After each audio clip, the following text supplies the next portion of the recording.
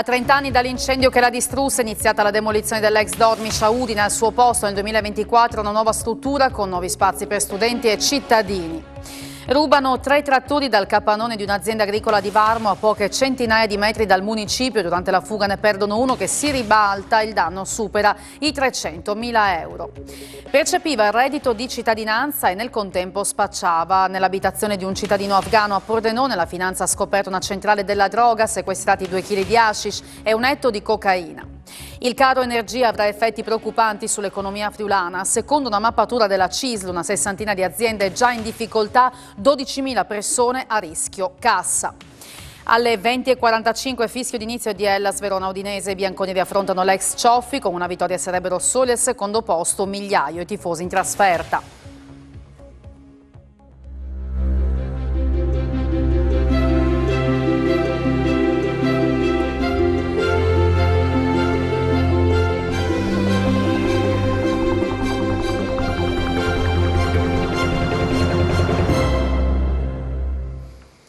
Buonasera a tutti voi da Telefriuli, bentrovati all'edizione serale del nostro telegiornale che apriamo partendo da Udine perché entro la fine dell'anno l'ex Dormish non ci sarà più. Sono cominciati infatti oggi i lavori di demolizione dello storico edificio. Al suo posto nel 2024 ci sarà una nuova struttura con una scuola, con spazi per studenti ma anche per i cittadini. Il 3 ottobre è una data che rimarrà nella storia della città. Le ruspe sono entrate in azione per demolire l'edificio della ex Dormish. Per lo stabilimento che ospitava un birrificio fino al 1988 e che aveva ricevuto il colpo di grazia con un incendio nel 1999, oggi si apre un nuovo capitolo. La ricostruzione comincerà all'inizio del 2023 per concludersi nel 2024 con la realizzazione della scuola del MITS dedicata alle nuove tecnologie per il Made in Italy che potrà ospitare 600 allievi e spazi a disposizione degli studenti e della popolazione. L'opera è resa possibile grazie all'intervento del gruppo Danieli che investirà 25 milioni di euro. È un dono del team Danieli in generale alla città di Udine, che è la capitale del Friuli. È un punto importante anche per la scuola ITS. Dagli anni 90 pratichiamo sia con l'università che con Malignani e oggi con l'ITS il learning by doing, cioè imparare facendo, la collaborazione scuola-azienda. E a fronte di progetti concreti e non di chiacchiere, sia gli studenti che i docenti si motivano e faremo l'ITS e poi faremo anche un posto dove sedere, chiacchierare, sentire, parlare. Ci vuole anche quello ogni tanto, no? Un esempio di come sinergia tra pubblico e privato sia la base della costruzione del futuro, soprattutto come quando in questo caso è mirata ai giovani. Questo è il commento del Presidente della Regione Fedriga che è intervenuto all'avvio del cantiere oggi. La realizzazione della nuova struttura, è stato sottolineato dalle autorità intervenute all'evento, è un esempio di grande sinergia tra pubblico e privato e rappresenta la sintesi perfetta per il futuro di alta competenza dei giovani e del territorio. Qui si mette insieme, oltre alla riqualificazione in sé, che ovviamente è fondamentale, penso sia un esempio a livello nazionale, ma tutta la parte formativa, dove la parte di approvvigionamento professionale rappresenta uno dei principali rischi ma anche opportunità che ha tutto l'impianto produttivo della Regione. Non a caso l'amministrazione regionale finanzia gli ITS, pensano che siano delle iniziative strategiche per accrescere la nostra competitività. Un'emozione per la città e per l'amministrazione comunale che intende accelerare i tempi per la realizzazione delle infrastrutture al servizio dell'intera area. E questa cosa veramente era una piaga per la città ed era difficile anche avere i mezzi finanziari per fare un recupero che invece la Danieli riesce a fare rapidamente con i suoi mezzi e anche con la sua forza. Noi ci impegniamo a realizzare la rotonda in piazzale Cavedalis, questo permetterà quindi una razionalizzazione del traffico e quindi anche un più facile accesso a quest'area. Rubano 3 trattori dal capannone di un'azienda agricola a Varmo, ma durante la fuga ne perdono uno che si rovescia all'altezza di una rotonda. Il colpo nella notte, nonostante il baccano nessuno nelle vicinanze pare essersi accorto dell'accaduto, il danno supera i 300.000 euro, indagano i carabinieri. 3 trattori rubati, di cui uno perso per strada e trovato ruote all'aria vicino alla rotonda che conduce a Rivignano. Colpo grosso ieri notte dei ladri che hanno preso di mira l'azienda agricola di Gianfranco della Mora a Varmo. Il colpo è stato messo a segno poco dopo le 3 nel capannone di via Rivignano. I malviventi avevano studiato il furto nei dettagli, tanto che, nonostante il rumore provocato, chi abita nelle vicinanze ha continuato a dormire come se nulla fosse. Entrati da una finestra, i malviventi hanno provveduto a disattivare da ogni trattore il sistema satellitare che, se azionato, si sarebbe collegato direttamente col telefono cellulare di Enrico Trevisan, responsabile dell'azienda. Hanno tentato di manomettere anche il GPS di un quarto trattore, ma hanno dovuto desistere. Una volta messi in moto, uno dopo l'altro, i mezzi agricoli sono stati fatti uscire dal capannone e probabilmente caricati su un bilico. Uno però si è rovesciato all'altezza di una rotonda. È stato direttamente Trevisan, avvisato da un amico nel cuore della notte che uno dei trattori rubati si trova in mezzo alla strada, ad allertare i carabinieri. Il danno supera i 300.000 euro. Un amico alle 3:30 mi ha svegliato dicendomi che c'è un trattore dell'azienda in cui lavoro rovesciato sulla rotonda, e da lì dopo abbiamo scoperto che a mancare non era uno ma 3. Che cosa si prova oggi quando si è aperto il cancello, ovviamente? Un po' di rabbia, tanta rabbia, non un po', tanta rabbia. E dopo il furto, il vice sindaco di Varmo, Davide De Candido, si rivolge ai cittadini invitandoli a segnalare ogni movimento sospetto. Siamo abbastanza dispiaciuti per l'accaduto e non mi sento di dire che sia un problema esclusivamente di Varmo, esclusivamente delle aziende agricole. I furti sono sempre stati un problema anche di altri settori produttivi. Fa specie una cosa che mette in allarme un po' tutta la comunità, che è avvenuto praticamente in pieno centro, in un capannone in centro a Varmo, e quindi invito la popolazione, secondo me, a prestare molta attenzione anche magari a dei movimenti sospetti e a segnalarli tempestivamente alle forze dell'ordine, perché qualsiasi dettaglio può essere utile per le forze dell'ordine per riuscire a trovare i responsabili. Nel primo pomeriggio di oggi c'è stato un infortunio sul lavoro in un'azienda di San Giorgio di Nogaro specializzata nella lavorazione di lastre di marmo. Un 29enne di nazionalità bengalese, per cause in corso di accertamento, è stato colpito a una gamba da una lastra mentre era impegnato in alcune manovre di spostamento con il carro ponte. Soccorso dal 118, è stato portato in ospedale a Latisana. Le sue condizioni non sono gravi. Sul posto carabinieri e personale del servizio per la prevenzione e la sicurezza negli ambienti di lavoro. Scappa a velocità folle fino a Bagnari Arsa dopo aver rubato al Tiare di Villesse. I carabinieri hanno arrestato un foggiano di 40 anni. Dopo i furti al centro commerciale Tiare, l'inseguimento a folle velocità da Villesse a Bagnari Arsa. Infine, l'arresto quando l'automobile si è fermata per un guasto. Protagonista del rocambolesco tentativo di fuga, avvenuto giovedì mattina, è un foggiano di 40 anni arrestato in flagranza dai carabinieri di Gradisca di Sonzo e San Martino del Carso. L'uomo, sospettato di far parte di una banda che aveva preso di mira i centri commerciali friulani, era da tempo sorvegliato e infatti, quando è arrivato nel parcheggio del Tiare assieme a una complice, i carabinieri lo stavano già tenendo d'occhio. Lo hanno osservato mentre si aggirava tra i negozi e inseriva i beni rubati, soprattutto capi di abbigliamento, in una sacca schermata. All'Alde Militari i 2 sono fuggiti in auto. Durante l'inseguimento l'uomo ha proseguito a zig-zag percorrendo anche tratti di strada a contromano. Poi è salito, sempre contromano, sulle rampe di accesso all'autostrada e, sfondate le sbarre, si è messo nella 4 per uscire infine al casello di Palmanova. La fuga è continuata fino al parcheggio di un supermercato dove la complice è riuscita a far perdere le proprie tracce e il guidatore è stato bloccato. Nella vettura c'erano i beni rubati per un valore di oltre 1.300 euro e la chiave di un appartamento affittato in Friuli un mese prima. Qui era custodito il bottino accumulato in precedenza: vestiti, scarpe, alcolici, cosmetici, prodotti elettronici e farmaceutici per un valore complessivo di 25.000 euro. L'arresto è stato convalidato stamani dal GIP di Udine Maria Rosa Persico, che ne ha disposto la custodia cautelare in carcere. Percepiva il reddito di cittadinanza e spacciava. Nell'abitazione di un cittadino afghano a Pordenone è stata trovata dalla Guardia di Finanza una vera e propria centrale della droga. Deteneva nella propria abitazione 2 kg di hashish e 123 grammi di cocaina. La Guardia di Finanza ha arrestato un cittadino afghano di 29 anni che tra l'altro aveva percepito fino a luglio il reddito di cittadinanza. L'operazione ha tratto spunto dall'attività di monitoraggio che i militari hanno organizzato per verificare l'anomalo andirivieni di persone che da qualche tempo stava interessando uno stabile della città in via Ungaresca a Pordenone, peraltro vicino alla sede delle Fiamme Gialle. Dopo un periodo di osservazioni, i finanzieri hanno controllato una persona uscita dall'immobile trovandola in possesso di una dose di hashish. È quindi scattata la perquisizione di un appartamento utilizzato dal cittadino afghano con precedenti per droga, dove è stata rinvenuta una vera e propria centrale dello spaccio, oltre a banconote di vario taglio, pari a 39.000 euro, quale possibile provento dell'attività illecita. Stupefacenti e contanti sono stati sottoposti a sequestro e l'uomo è stato condotto in carcere.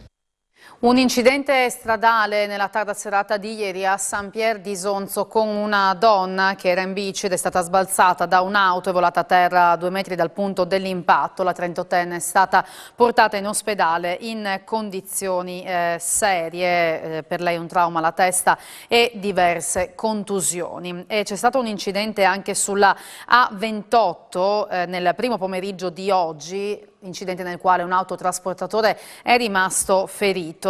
L'uomo era alla guida di un'autocisterna quando per cause in corso di accertamento il mezzo si è rovesciato, si è ribaltato sull'asfalto. Sono intervenuti i vigili del fuoco, i sanitari del 118 e gli agenti della Polstrada. Il conducente è stato portato in ambulanza al pronto soccorso. Organizzarono la manifestazione a Udine contro le limitazioni anti-Covid nel dicembre del 2020. Un udinese e un monfalconese sono stati condannati dal Tribunale per non aver rispettato le prescrizioni della Questura. La questura aveva vietato il corteo, ciò nonostante la fiaccolata nelle vie del centro di Udine contro le limitazioni anti-Covid si tenne ugualmente. A 20 mesi di distanza gli organizzatori della marcia sono stati condannati dal Tribunale di Udine. A finire nei guai sono Alessandro Gallo, udinese di 52 anni, e Mauro Grimolizzi, monfalconese di 61 anni, condannati dal giudice Roberto Pecile rispettivamente a 10 e 5 giorni di arresto, convertiti in sanzioni pecuniarie. A Grimolizzi è stata concessa la sospensione condizionale. La vicenda risale alla sera del 19 dicembre 2020, quando alcune decine di persone si radunarono davanti a Porta Manin per partecipare all'evento. Stando alle accuse, i due furono avvisati delle prescrizioni della questura che imponevano la staticità dell'evento, eppure intrapresero il corteo nelle strade del centro cittadino. Diversa la ricostruzione dei difensori, per i quali non ci fu alcun corteo. Il mio assistito, spiega il legale di Grimolizzi, l'avvocato Giorgia Tripoli, rispettò le regole e si limitò a parlare in pubblico. Finito se ne andò da Udine. È una decisione punitiva continua contro la quale ricorreremo in appello. La manifestazione, aggiunge il difensore di Gallo, l'avvocato Francesco Vespasiano, fu di carattere statico. Dopo l'evento il mio cliente fece una passeggiata fino a Piazza San Giacomo, dove fece 2 chiacchiere con alcuni partecipanti alla manifestazione. Le prescrizioni della questura, conclude, furono comunicate solo a comizio iniziato e non ci fu alcun invito delle forze dell'ordine presenti a non dare vita a un corteo.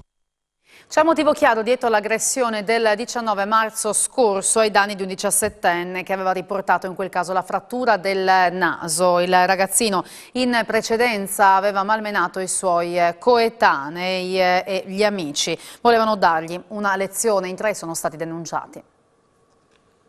Si è trattato di un regolamento di conti. Per i carabinieri non ci sono dubbi, l'aggressione avvenuta il 19 marzo al Luna Park di Sacile vicino al Pala Micheletto, che ha coinvolto una 50ina di giovani, è avvenuta per motivi chiari. Nell'occasione un 17enne residente a Gaiarine aveva riportato la frattura del naso. Le indagini avviate sin da subito dai militari della stazione di Sacile hanno portato alla ricostruzione degli avvenimenti e anche degli antefatti. Il 17enne avrebbe percosso suoi coetanei provenienti dalla provincia di Treviso. Il 19 marzo, quindi, numerosi ragazzi provenienti da Pordenone, Conegliano e Vittorio Veneto si erano trovati al Luna Park di Sacile con l'intento di dargli una lezione. Dopo averlo individuato, gli altri giovani lo hanno aggredito colpendolo con pugni, schiaffi e calci, mentre altri riprendevano la scena con i loro cellulari. Dai filmati si nota come il ragazzino abbia tentato più volte di sottrarsi ai suoi assalitori, cercando di scappare, ma senza riuscirci perché intercettato, trattenuto e picchiato più volte. All'arrivo delle pattuglie dei carabinieri, gli aggressori si erano dati alla fuga a piedi. La ricostruzione effettuata dai militari ha permesso di individuare 3 giovani responsabili delle lesioni riportate da 17enne di Gaiarine. Si tratta di un 19enne di Godega di Sant'Urbano, di un 20enne di Porcia e di un 17enne di Fiume Veneto. I 3 sono stati denunciati. L'accusa è di violenza privata e lesioni gravi in concorso. Il Sole 24 Ore ha stilato la classifica delle province italiane per indice di criminalità. Ai primi posti le grandi città, ma nemmeno la nostra regione può dirsi completamente al sicuro. Trieste infatti è prima per numero di tentati omicidi e violenze sessuali, Gorizia per i reati informatici, Isola Felice Pordenone che è la seconda città più sicura in Italia. È il numero di denunce in rapporto alla popolazione il dato centrale dell'indice di criminalità delle città italiane promosso e pubblicato dal Sole 24 Ore. Denunce divise per gravità del fatto e tipologia del reato. E se la classifica è dominata dalle grandi città o dalle grandi mete turistiche, con Milano al primo posto, seguita da Torino e da Rimini, vi trova spazio anche il Friuli Venezia Giulia per entrambi i versi della medaglia. Da una parte infatti spicca Pordenone, seconda città più sicura d'Italia, dietro solo alla sarda Oristano. La città del Noncello ha infatti fatto registrare 6.611 denunce per una media sui 100.000 abitanti di 2.131 denunce, meglio, per restare al nord, di Trento, Treviso e Sondrio. E i dati migliori Pordenone li fa registrare con i tentati omicidi, dove appare un tondo 0, e i furti di autovetture, dove è 102esima su 106 province. Ma dall'altro compaiono nella classifica anche Trieste e Gorizia e non per risultati positivi, anzi. Il capoluogo regionale è 19esimo in classifica generale e infatti è al primo posto in Italia per i tentati omicidi con 11 denunce nel solo anno e le violenze sessuali con 59 casi. Numeri alti anche per i reati legati agli stupefacenti, dove le denunce sono 84,6 ogni 100.000 abitanti. Per un totale di 195. Gorizia invece, 50esima in Italia nella media dei reati, è al primo per quelli informatici, ben 1.045 denunce negli scorsi 12 mesi. E Udine? Udine è 94esima, con 2.394 denunce ogni 100.000 abitanti. Alto, anche in questo caso, il numero di truffe e frodi informatiche, mentre bassissimi i reati legati a estorsioni, usura e incendi dolosi. Gli effetti del caro energia, secondo una mappatura della CISL presentata oggi in un convegno a Pordenone, a causa del caro energia appunto una sessantina di aziende è già in difficoltà, con 12.000 persone a rischio cassa. I costi dell'energia e il rincaro delle materie prime rischiano di paralizzare un'economia, quella del Friuli Venezia Giulia, che stando agli indicatori attuali, dall'occupazione all'export ai massimi livelli, è florida. Ma l'autunno mette i brividi in tutti i sensi, come tracciato in una sorta di mappa del rischio stilata dal Dipartimento Industria della CISL regionale durante un convegno a Pordenone. Noi abbiamo già quasi 60 imprese che noi seguiamo come CISL che sono in una situazione di difficoltà, un po' in tutti i settori, che coinvolgono oltre 12.000 addetti, di cui circa 8.000 già con ammortizzatore sociale attivato. È chiaro che questi sono i primi segnali di difficoltà e aggiungo che il problema non è più solamente solo di lavoro o di industria, diventa un problema sociale, perché in una situazione in cui le bollette energetiche salgono per i nostri lavoratori nelle spese di casa, ci troviamo a discutere di stipendi dei lavoratori che diminuiscono per effetto dell'ammortizzatore sociale, quindi un cortocircuito terribile. Dal sindacato arriva anche un messaggio chiaro alla politica. Se la Regione, per quello che potrà fare, e il governo che verrà non interverranno immediatamente, rischiamo di avere un autunno e inverno pesantissimo per l'industria della nostra Regione.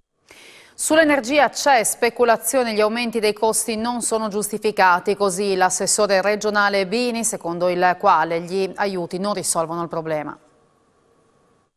Il periodo che stiamo vivendo è un periodo difficilissimo, insomma ormai tutti sanno e vedono gli aumenti sconsiderati del costo dell'energia, è in atto una speculazione, e lo sottolineo, una speculazione vergognosa.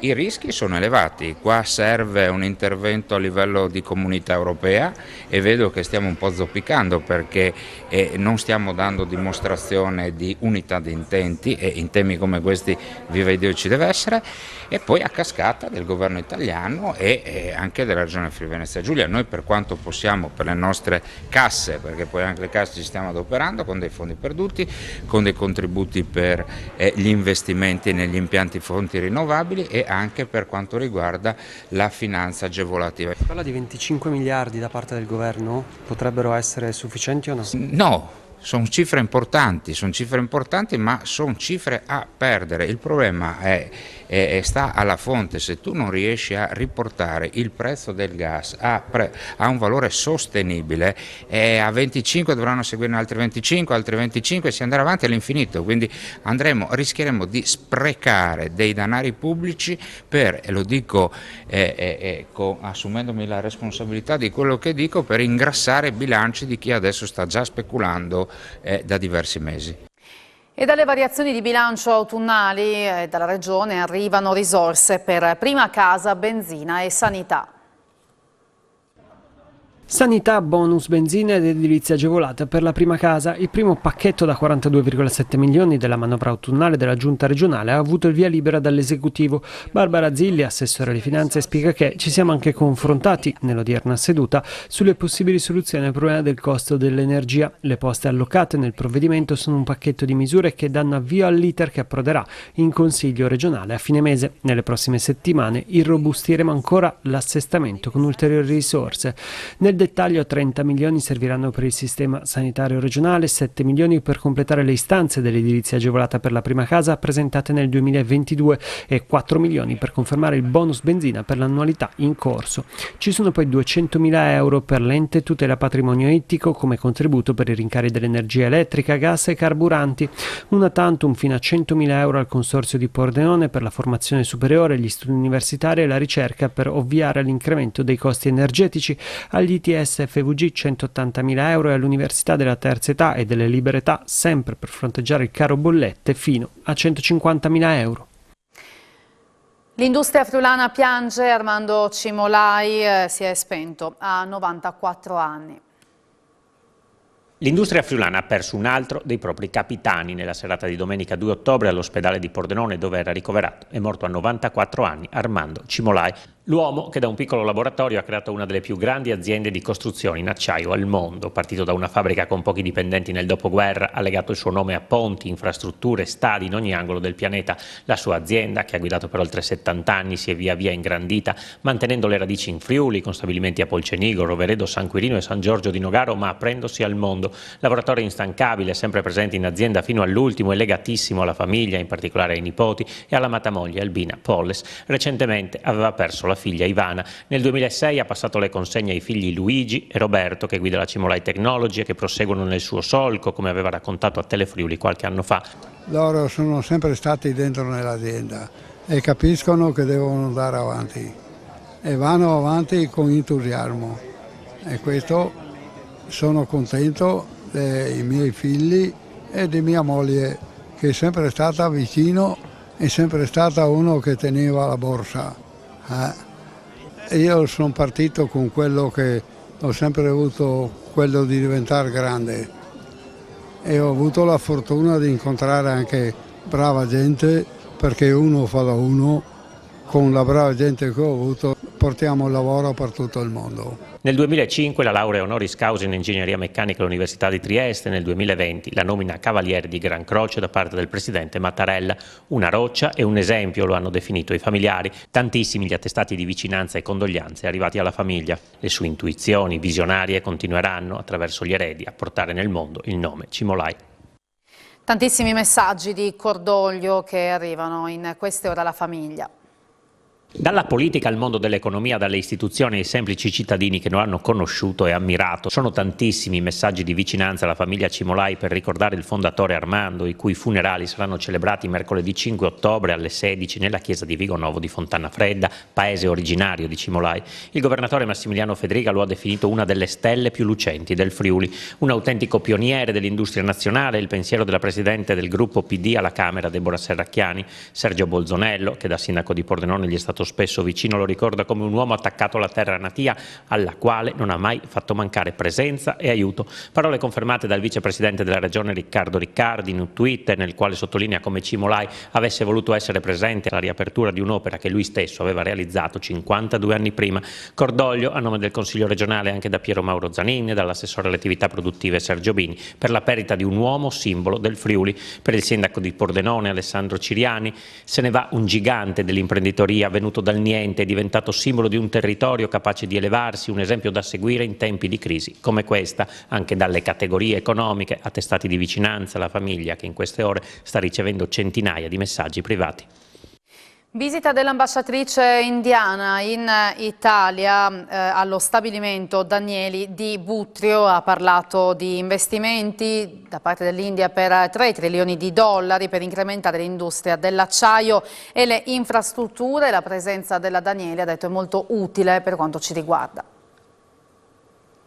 L'India punta su una collaborazione ancora più importante con l'Italia, in particolare con la Danieli, una delle più grandi aziende italiane presenti sul territorio indiano. Lo ha ribadito l'ambasciatrice italiana in India, Neena Malhotra, che oggi ha visitato la sede di Butrio del gruppo Danieli.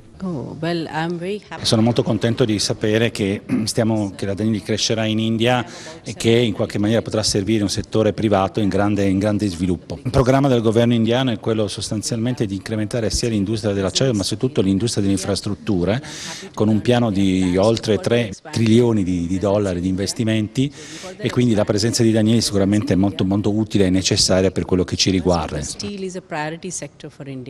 L'ambasciatrice ha tra l'altro sottolineato il ruolo della Danieli nella formazione di personale qualificato.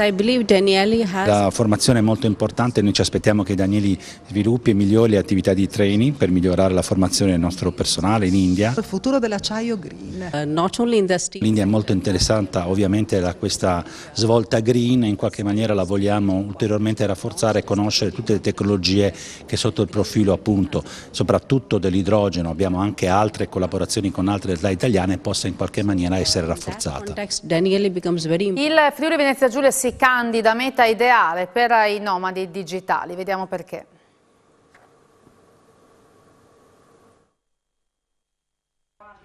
Girano il mondo potendo lavorare da remoto e cercando luoghi dove ci sia un'alta qualità della vita a fronte di un basso costo della stessa. Si chiamano nomadi digitali e il Friuli Venezia Giulia è tra le 20 località del mondo con il potenziale più alto.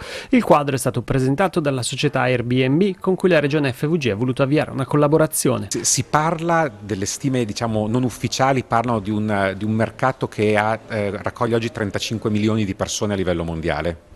Ed è un mercato che peraltro cresce al 50% rispetto all'anno precedente, quindi è un bel mercato che però sta crescendo ancora di più. Queste persone, l'80% dei nomadi digitali passano un periodo compreso tra 3 e 9 mesi in una località, quindi diventa una grossa opportunità per una destinazione per avere dei cittadini temporanei, quindi un turismo totalmente diverso, controciclico, perché non vengono nel periodo di alta stagione, quindi crediamo che sia un'ottima opportunità per il Friuli Venezia Giulia. Gli assessori al lavoro Alessia Rosoleni e alle attività produttive Sergio Emilio Bini hanno parlato di un settore di forte interesse per la regione grazie alle leggi, per cui manca il decreto attuativo, sui nomadi digitali. Lidia Alessio Verni, direttore dell'agenzia Lavoro e Sviluppo Impresa, ha anticipato che c'è già un portale dedicato ai nomadi digitali, verranno create delle agevolazioni come la FVG Card e accessi riservati ad eventi, una mappa dei luoghi di coworking e un welcome office. In FVG Airbnb può contare su 5.000 annunci e il target è incentrato su italiani e stranieri da paesi confinanti, in un rapporto diverso all'Italia dove l'80% sono clienti che arrivano dall'estero. Torniamo un attimo alla cronaca perché attorno alle 18:30 di oggi c'è stato un grave incidente tra il nodo di Portogruaro e San Stino in direzione Venezia con un'auto che è finita sotto un mezzo pesante. È stato chiuso il tratto, è istituita l'uscita obbligatoria a Portogruaro per chi arriva da Trieste, chiuso l'ingresso a Portogruaro per chi è diretto a Venezia. Sul posto tuttora stanno operando il 118, l'elisoccorso, la stradale, i vigili del fuoco e il personale di Autovie Venete. A Udine niente più pasti in vaschetta alla Dante, una vittoria dei genitori della Garzoni Montessori che avevano avviato una raccolta firme. Un vero e proprio salto di qualità per la scuola elementare Dante di Udine, al cui interno si trova anche la primaria Garzoni Montessori. Gli alunni non dovranno più consumare i pasti in vaschetta grazie alle nuove cucine allestite per fornire pasti caldi di alto livello. Consentirà ai 178 bambini che frequentano la scuola Dante e la scuola Garzoni Montessori di passare dal pasto C in vaschetta al pasto B+, con il primo cucinato qui nelle cucine in loco e il secondo nel punto struttura della CAMST.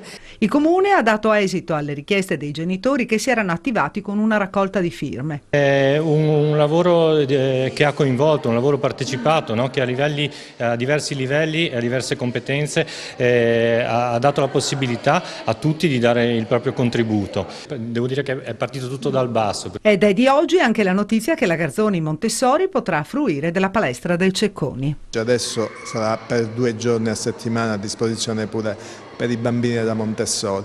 Importante poi anche perché cade nell'anno in cui il Ministero ha deciso di dare un'insegnante specialistica per l'insegnamento dell'educazione fisica. Domani sera a Udine appuntamento con l'Alta Moda e la seconda edizione di Udine Fashion Night.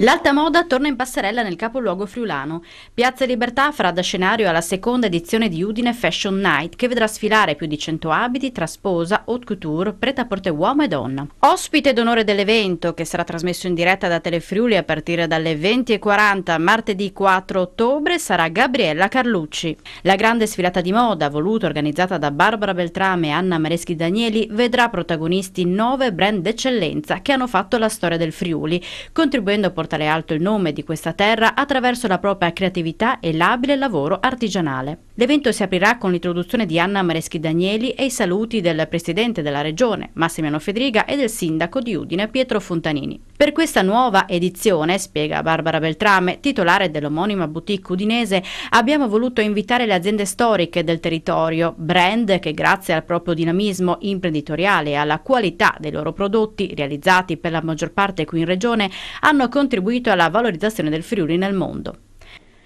A sfilare sotto i riflettori della lunga passerella allestita in Piazza Libertà saranno AMD Collection, Barbara Beltrame Atelier, Bortolin Gioielli, Cecilia, Cleo Feffinati, Issimi Parrucchieri, Max Mara, Miramode, Nuela Vestiti di emozioni. Non solo alta moda maschile e femminile comunque, perché durante la serata presentata da Monica Bertarelli ci sarà spazio anche per performance artistiche, il basso baritono Zoltan Naghi, nonché per un ospite d'eccezione, Gabriella Carlucci, presentatrice televisiva, che ha poi intrapreso la carriera politica, la quale proprio a Udine ha passato la sua infanzia insieme con la famiglia.